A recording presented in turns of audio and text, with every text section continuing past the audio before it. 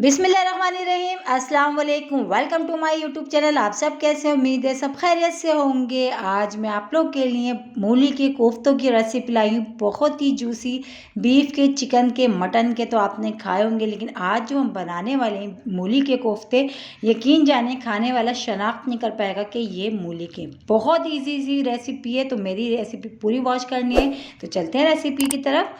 तो इसके लिए हमने देखिए एक बड़े साइज़ की मूली ले ली, क्योंकि हम बना रहे हैं अभी थोड़े से। आप अपने हिसाब से, आपको जितने कोफ्ते बनाने हो आप उस हिसाब से ले लीजिएगा। तो अब हमने क्या करना, मूली को छील के कट कर लेते हैं, और जो पत्ते हैं ना वो भी हम कट कर लेंगे। अच्छा, पत्तों के जो पत्ते सिर्फ मैंने वो कट करे, इसके जो डंठल है हमने वो बिल्कुल भी नहीं डालने, ठीक है। तो अब हमने पहले से जो है पानी चूल्हे पर रख दिया था गर्म होने के लिए। पानी अच्छा सा गर्म हो गया था, तो हम इसमें मूली को डाल देंगे। और मूली को हमने इसको इतनी देर पकाना कि मूली अच्छी सी गल जाए। और जैसे कि अभी सर्दियों में मूली का सीज़न आया हुआ, तो मूली बहुत अच्छी आई हुई है। तो यकीन जाने ये मूली के कोफ्ते अगर आपने अभी तक नहीं बनाए तो मेरे कहने से एक बार ज़रूर ट्राई करिएगा। इंशाल्लाह ताला आप लोगों को पसंद आएंगे।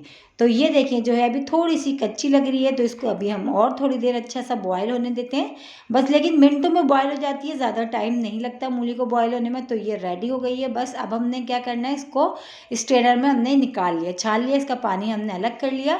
अच्छा, अब इसको हमने ना इसी चमचे से जो है ना हमने इस तरह करते रहेंगे, ये अच्छी सी मैश भी हो जाएगी, और जिसका पानी जो है वो एक्स्ट्रा वो भी निकल जाएगा।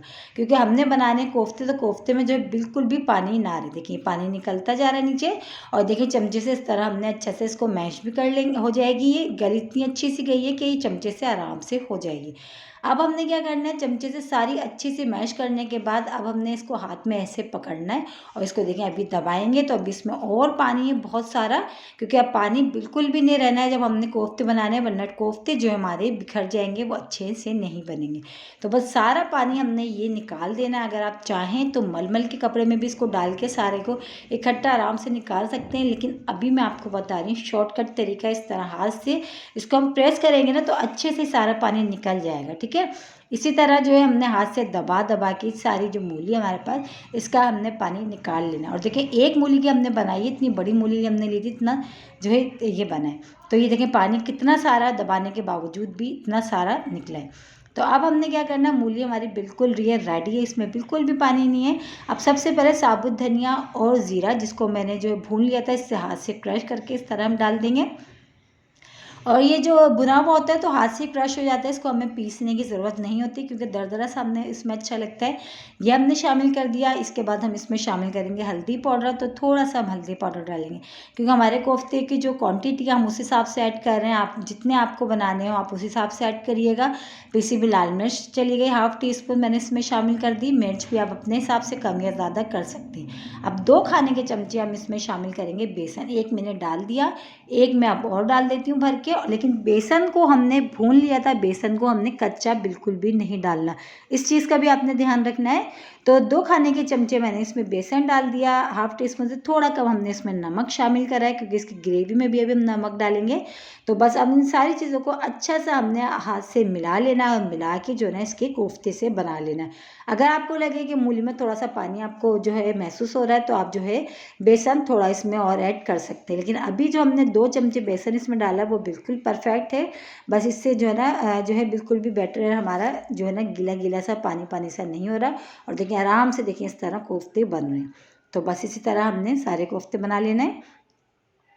और इतने जूसी, इतने मज़ेदार ये कोफ्ते बनेंगे ना, जब आप इसको बनाएंगे एक बार तो आप तो कहेंगे कि वाकई इतने मज़ेदार कोफ्ते बने हैं, और वो भी मूली के।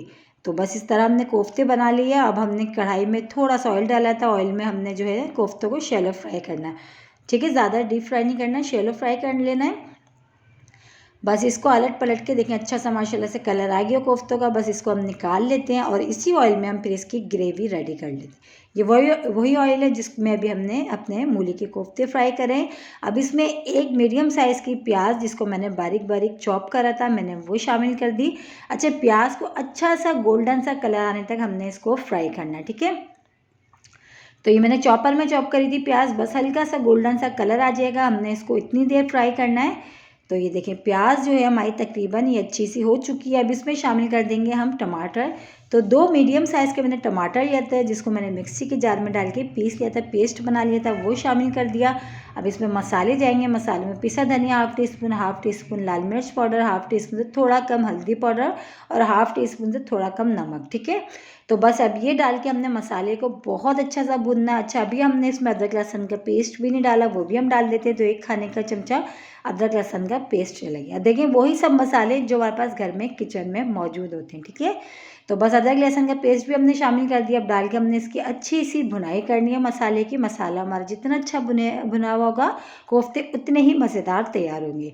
तो बस सारी मेहनत जो है हमने इसके मसाले पे करनी है। मसाले को बहुत अच्छा सा हमने भूनना है। तो ये तकरीबन मसाले को जो है पानी, थोड़ा सा पानी डाल के भुनना है ताकि नीचे नहीं लगे। तो ये देखिए मसाला जो है ना हमारा बहुत अच्छा सा भुन चुका है। ऑयल भी देखें सेपरेट सा हो गया। अब इसमें जो हमने कोफ्ते बना के रखे थे, बस हमने वो डाल देने। ये डाल दिया हमने। बस ये डाल के अब हमने इसमें थोड़ी सी एक चीज़ और ऐड करेंगे, जिससे इसकी खुशबू और जायका दोनों बहुत अच्छे हो जाएंगे। तो इसमें शामिल करेंगे हम पिसा हुआ गरम मसाला। तो हमने थोड़ा सा डाला है पिसा हुआ गरम मसाला, क्योंकि कोफ्ते की क्वांटिटी के हिसाब से हमने डाला है, हमारे जितने कोफ्ते भी हमने बनाए। तो बस अब गरम मसाले को भी डाल के सिर्फ और सिर्फ हमने 2-3 मिनट के लिए इसको दम वाली आंच पे पकाना है, क्योंकि कोफ्ते हमने फ्राई करे हैं वो भी हमारे बहुत अच्छे से पके में कच्चे नहीं हैं। तो बस अब हमने इसको कवर करके सिर्फ 2-3 मिनट के लिए दम वाली आंच पे हमने छोड़ना है। तो बस उसके बाद हमारे जो मूली के ना जूसी से कोफ्ते रेडी हो जाएंगे। ठीक है, तो चले चेक कर लेते हैं। 2-3 मिनट हो चुके थे और बहुत ही मज़ेदार से हमारे मूली के जूसी से कोफ्ते रेडी हो गए। यकीन जाने पुराने तरीके छोड़े, नए तरीक़ों से बनाए कोफ्ते।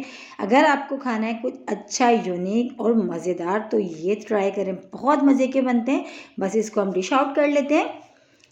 इसको चपाती के साथ खाएं, पराठों के साथ खाएं। बहुत मज़े की रेसिपी आज की। और इसी के साथ ही मेरे चैनल पे नए तो मेरे चैनल को लाइक करें, शेयर करें, सब्सक्राइब करें। कमेंट्स बॉक्स में ज़रूर बताइएगा कि आज के मूली के कोफ्तों की रेसिपी आप लोगों को कैसी लगी। और रेसिपी अच्छी लगी तो लाइक करना नहीं भूलिएगा।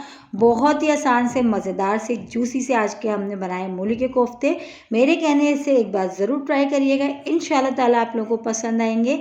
कल फिर हाजिर होंगी एक और रेसिपी के साथ। जब तक के रखिएगा अपना ख्याल। अल्लाह हाफिज़।